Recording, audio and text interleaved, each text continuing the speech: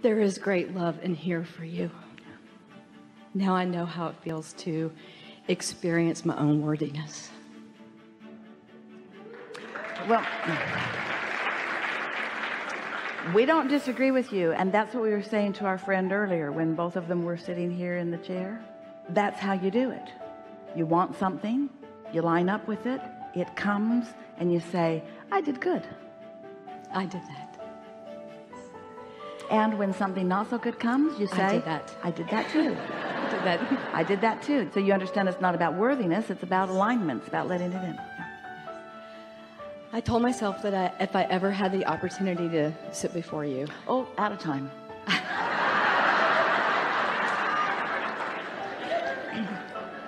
That I would want to thank infinite intelligence for the gift of what animals mean to me. I'm in the pet industry, and I've been very involved with dogs and cats all my life and in rescue. And infinite intelligence has something that it has always wanted to say to you if it had ever had the opportunity. Okay, great. You want to go first? You want infinite intelligence to go You first? first, please. Everything's working out exactly as it is intended, and there is nothing going wrong. And these critters come into their physical experiences for the joy of the experience and for the joy of the expansion. And infinite intelligence doesn't want you to suffer on behalf of any of them, because not one of them would ask that from you. You misunderstand them when you suffer. They don't pay too much attention to it, but Thank you. I really was going to talk about the joy that they bring to my life, but since you brought up suffering. yeah. Yeah. But last night I was thinking about the suffering. Yeah, really? So one time Esther was walking back in the corridor of the hotel, and it was an event that they were live streaming, and she'd left her microphone on, and she was talking to a friend as they were walking through the hallways, and she had her phone with her, and Tracy, her daughter, texted her and said, Mom, your mic's on. And Esther laughed because she thought, who knows what we were talking about. The milk was spilled over there, and there was something over there, and they were having a good time. And we said to Esther, your mic's always on. Your mic's always on. If you're on your feet with your eyes open, you're broadcasting to the universe. Your mic is always on. We're just teasing you a little bit because your mic's always on. thank you. So what do you want to talk about? One of the concepts that you teach that's changed my life is your quote, you cannot beat the drum of not enoughness and claim the fortune waiting for you in vibrational escrow. Yeah, it's there for you, and it's got your name all over it, and nobody else is going to get it, and it will eternally be there for your reclamation. But as long as you're beating the drum of not enoughness, you cannot let it in. So what of this idea of effort and struggle? Why is it that we... Because people have not remembered the leverage of alignment, because what they are witnessing is the action orientation. And so it's easier to see it and hear it and smell it and taste it and touch it than it is to feel it and understand it.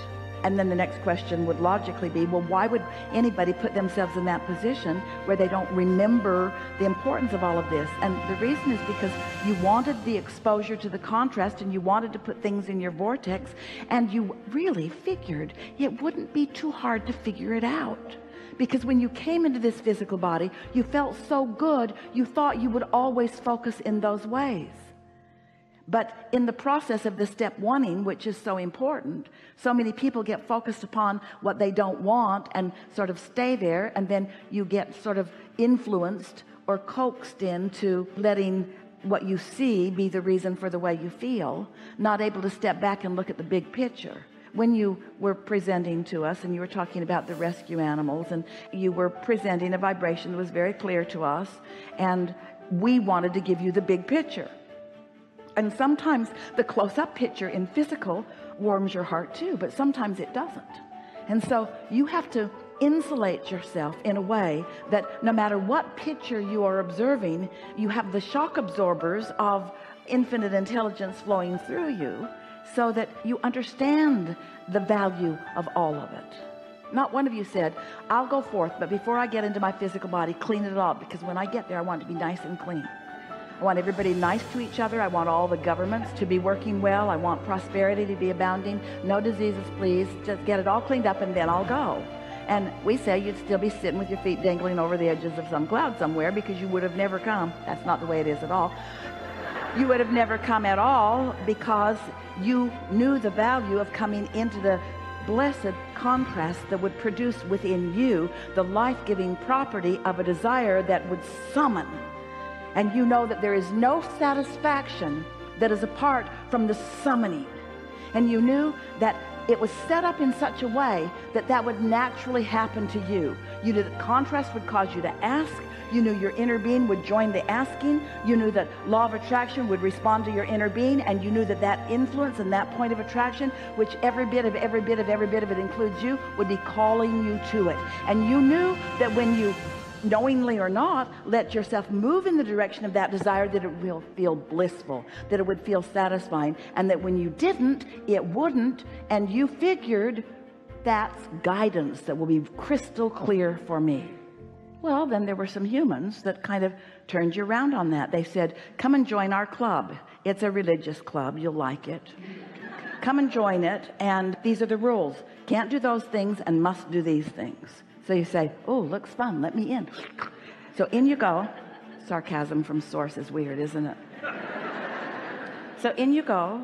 And then you see some people thriving who aren't keeping the rules, and other people suffering who are. And you begin to ask the logical question, hey, what's going on? I'm keeping the rules, but they aren't. They're thriving. I'm not. Oh, they told you. Well, you can't tell while you're still in your body on earth. You have to wait until the afterlife, when you will be rewarded or punished for your behavior.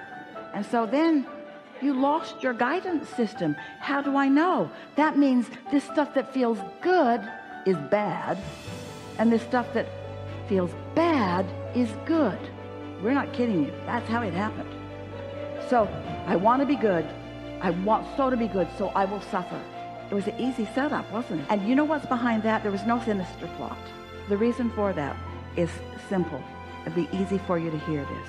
It's easier for people to look at you right there in all of your realness and ask for your approval. It's easier to believe what is already manifested than to have the faith in what's still coming. And so it's like a thing that just kept eating itself, so to speak. The more you relied on the physical, the more the physical let you down, because it was never meant to be the resource. It was meant to be the bouncing off place. But humans made it the everything. They began pigeonholing it and cataloging it and calling it right and wrong and passing it on from generation to generation, then fighting with each other over their perspective of what the right and wrong even was. It isn't even possible to sort out rightness from wrongness on a collective basis. It is only possible to sort out the wanted from the unwanted. What's in the vortex, and am I moving toward it or not? It is not possible for one person to ever accurately understand what anybody else's point of attraction even is. But because they're so vivid and they're so real, and you can see them and hear and smell and taste them and touch them, you want their approval. You want them to understand you. You want to be understood by them, and you're willing to conform until you are understood. And what happens with so many, we're going to say something very powerful and profound, and for the first time, for most people, being understood by someone simply means, I will accomplish the same vibration that you've got going on, so we'll be so much on the same wavelength, we'll get each other. And since you're not thriving, then I won't either. And since you're not nice, I won't be either. And since you are judgmental, then I will be too. And since you have hatred in your heart, then I will too. And the further you got from who you were, who you really are, the less equipped you were to find your own alignment. Oh, but then your inner being still guided you toward it. things kept happening. An animal would come into your experience, all kinds of things would happen, and you'd have these glimpses of joy and glimpses of connection and glimpses of freedom and these respites of knowing who you are, that refreshing, satisfying moments of connection, just kind of accidentally stumbling into them sometimes. Many of you had the good fortune of that being fostered in you by those who had figured it out before you got there, but most of you really wanted to figure it out on your own, because words don't teach. And so most of you were willing to have some of those kinds of experiences until you say, wait a minute. I know I am a joyful being. I prefer to be joyful than sad. And I prefer to love than hate. And so once that comes around, then you're ready for someone like us to sort of explain to you how it works. Yes? Yes.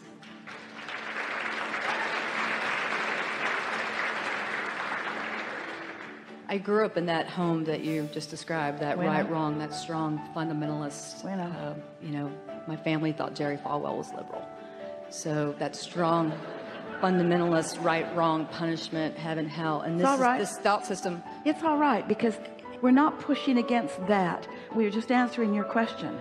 Your sense of self is expanded when you move in the direction of self.